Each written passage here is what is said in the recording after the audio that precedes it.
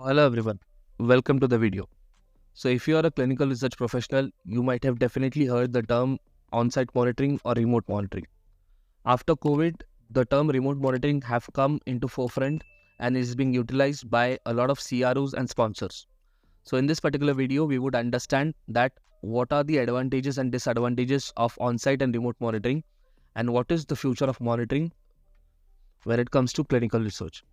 So make sure you subscribe to our channel to receive such amazing content, and it will provide us motivation moving forward. Without wasting any further time, let's start.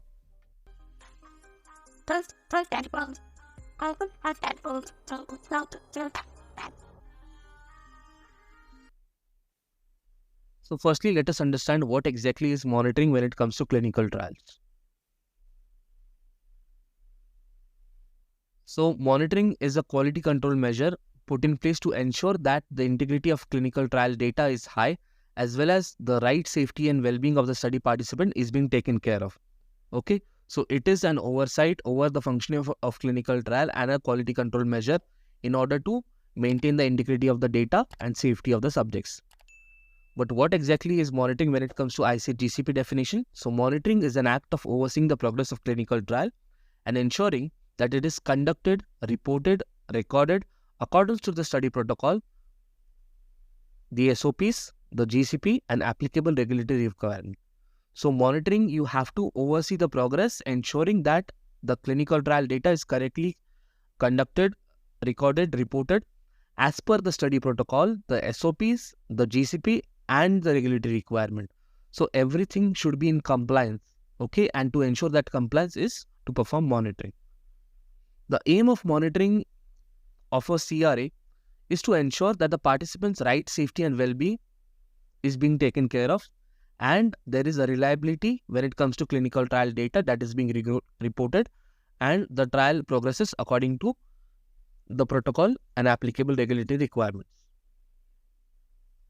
So who is responsible for monitoring? The sponsor is responsible for monitoring as well as appointing a person to the clinical trial monitoring process. At times they would give this particular responsibility to a CRO, okay, and they would appoint, and as per ICGCP, there should be appropriate amount of training and there should be a certain level of clinical knowledge provided to the monitor to conduct his activity in a clinical trial. Okay, so that is about monitoring. Now, when it comes to on-site monitoring, let us understand what exactly is it. What is on-site monitoring and how is it conducted?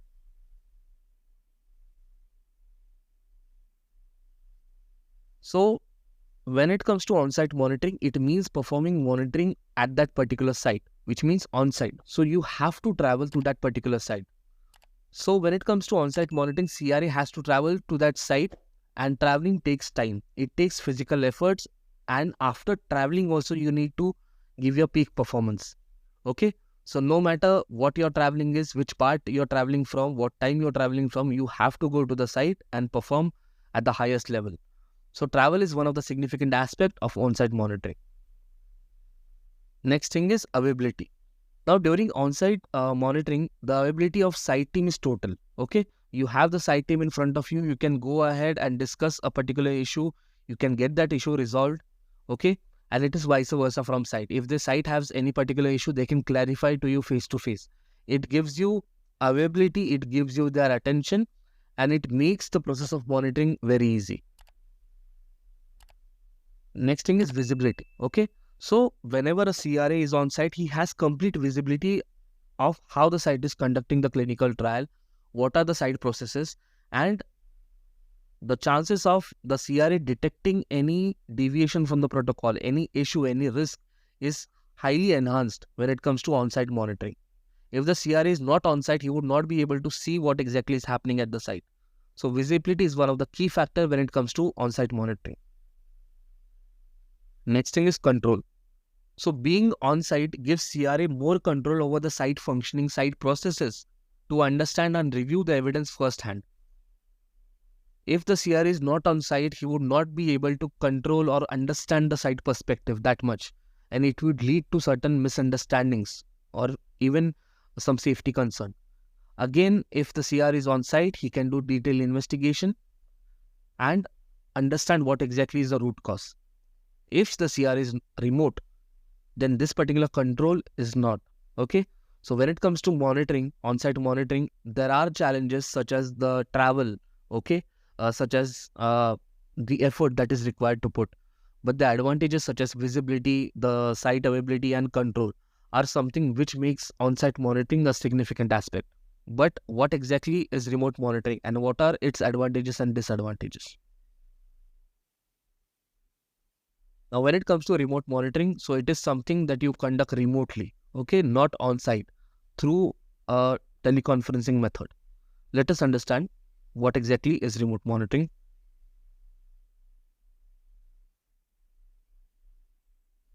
So in remote monitoring, the first and foremost advantage is the reduced cost. And this reduced cost is the cost saved by the sponsor.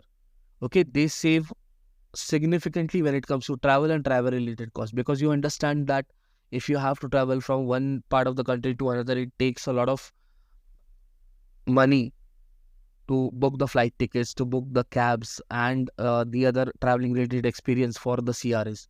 If that is entirely eliminated, then it would definitely reduce the cost of monitoring. The second thing is time save. Now in this remote monitoring, CRA does not have to travel. He does not have to spend that entire amount of time. He can get his sleep and then he can perform at a peak time. You do not need to block your entire schedule to perform site monitoring. Okay, so it is also a time saving method of monitoring.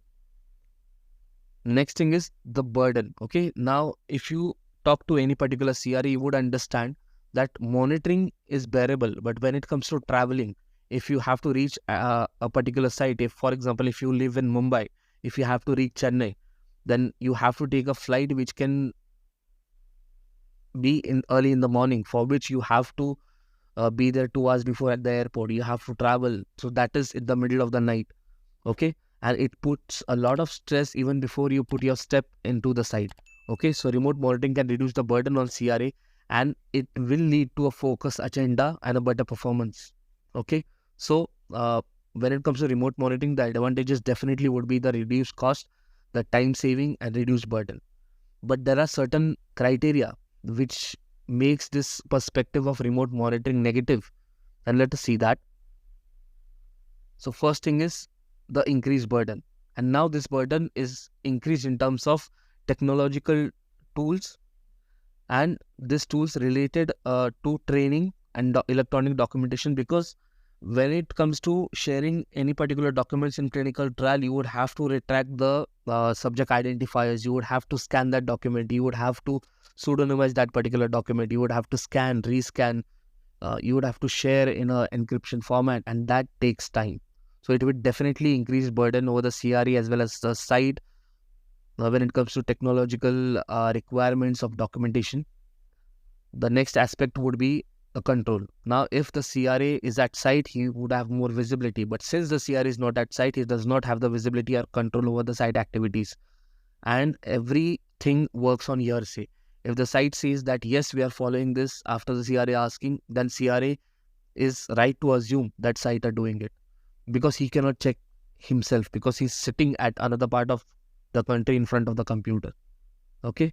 So any ongoing issues or protocol deviation cannot be easily tracked through remote monitoring, or any ongoing issues cannot be addressed through remote monitoring. So control is a big factor. Next, the site workload. Now you would understand when it comes to remote monitoring, it requires a significant amount of time to prepare for it. Again, a dedicated CRC for the remote monitoring is not always possible, because CRCs also have concurrent trials to conduct, concurrent subject visit to conduct. Whenever you are conducting remote monitoring, they have to sit in front of the computer and answer your questions. But if you're at site, then even if the CRC leaves, you can mark that particular activity and discuss with the CRCs, and CRC is able to give you more amount of time whenever you are at site. But when it comes to remote monitoring, then having that particular resource dedicated to you is not always possible.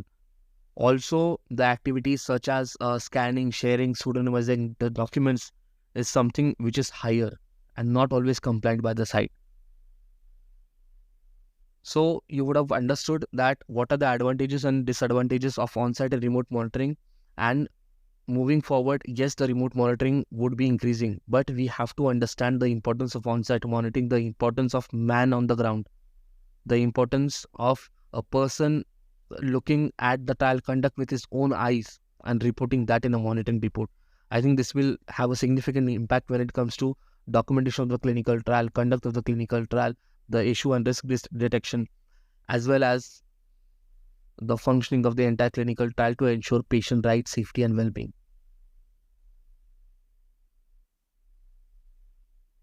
So thank you for watching this video. So if you have learned about on-site and remote monitoring, and if you have your opinions, then make sure that you drop us a comment. Also make sure that you subscribe to our channel so that we can bring you additional quality content and enhance your knowledge.